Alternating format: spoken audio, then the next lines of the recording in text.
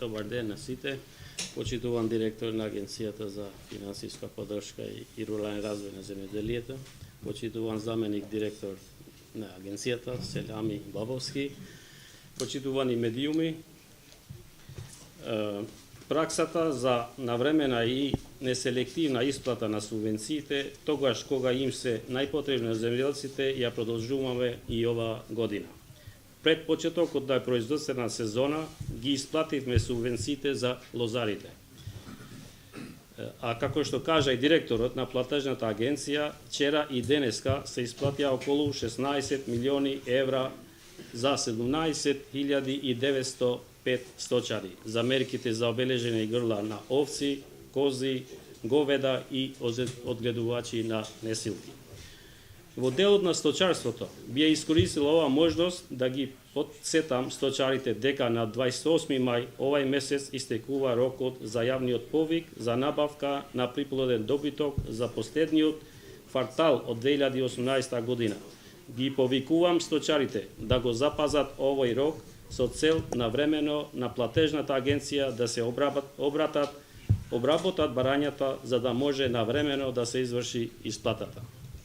Воедно би сакал да потенцирам дека во новата програма за рурален развој за 2019 година, токму за ова мерка, вкупната финансиска поддршка ја зголемивме од 14 милиони денари на 90 милиони денари.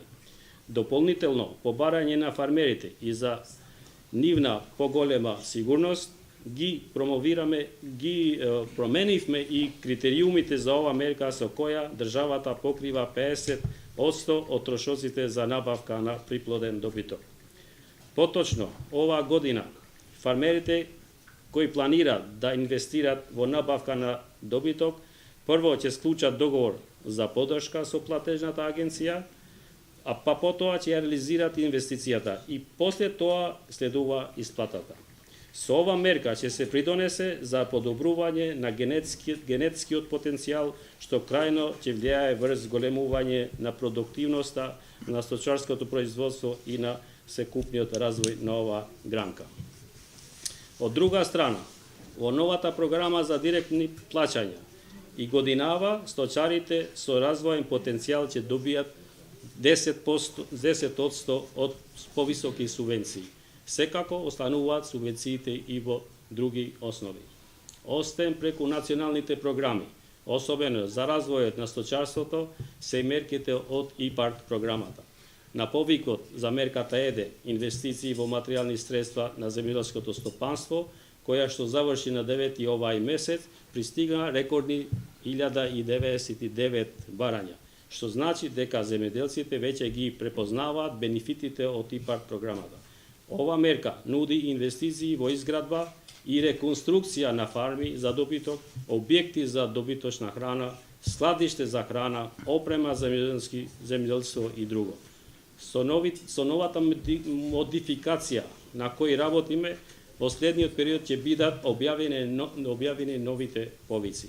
Ова мерка значително ќе придонесе во создавање на едно рентабилно и конкурентно сточарско производство.